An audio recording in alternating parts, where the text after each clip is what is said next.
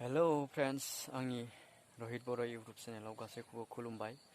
दा साननैसो सिगाङाव जे ससियेल मिडियायाव वाट्सएपआव फेसबुकआव मोनसे माने आसाम पुलिसनि जे इउबिनि जे इन्टारभिउ, बे इन्टारभिउआ माने 1 जानुवारियाव माने रि इन्टारभिउ जाफिनगोन होननानै जे मोनसे नटिस गोसारदोंमोन, बेखौ दिनै आसाम पुलिसनि अफिसियेल पेजाव हगारबाय जे बियो टटेलि फेकमोन। माने बियो मालाबाबो सैथो नङामोन, बियो अफिसनिफ्राय मालाबाबो ओंखारनाय मोनसे नटिस नङामोन। बेखौ दिनै फोसावबाय, बियो टटेलि फेकमोन।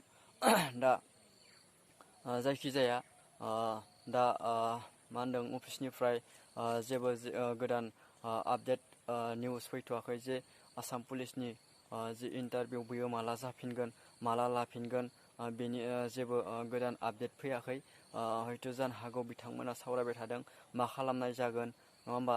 दा जायखिजाया जे बे नटिस 1 जानुवारिनिफ्राय जे माने रि इन्टारभिउ जाफिनगोन होननाय जे मोनसे नटिस, बियो टटेलि फेकमोन। बेखौ दिनै थारैनो अफिसनिफ्राय माने फोसावबाय।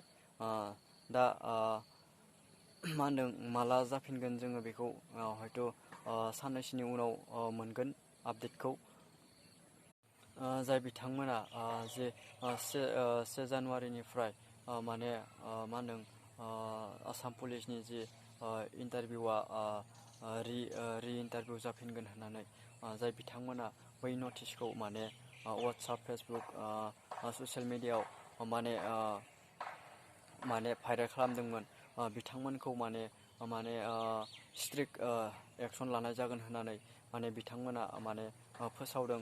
जाय बिथांमोना बै नटिसखौ भाइरेल खालामदोंमोन, बिथांमोनखौ माने जायखौनो मोनो बेखौनो माने मा होनदों, स्ट्रिक्ट एक्सन लानाय जागोन होननानै माने बिथांमोना फोसावदों।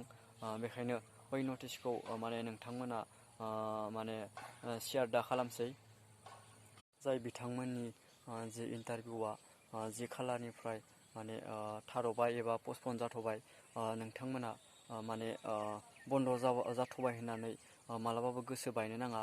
नोंथांमोना सानफ्रोमबो प्रेक्टिसखौ खालामबाय था, जाहाथे माने जि इन्टारभिउआ जाफिनोब्ला नोंथांमोना खारनायावनो जा बारनायाव जा एक्सिलेन्ट लाखिनो हायो। बेखायनो नोंथांमोना मालाबाबो गोसो बायनाङा, प्रेक्टिसखौ लाखिबाय था।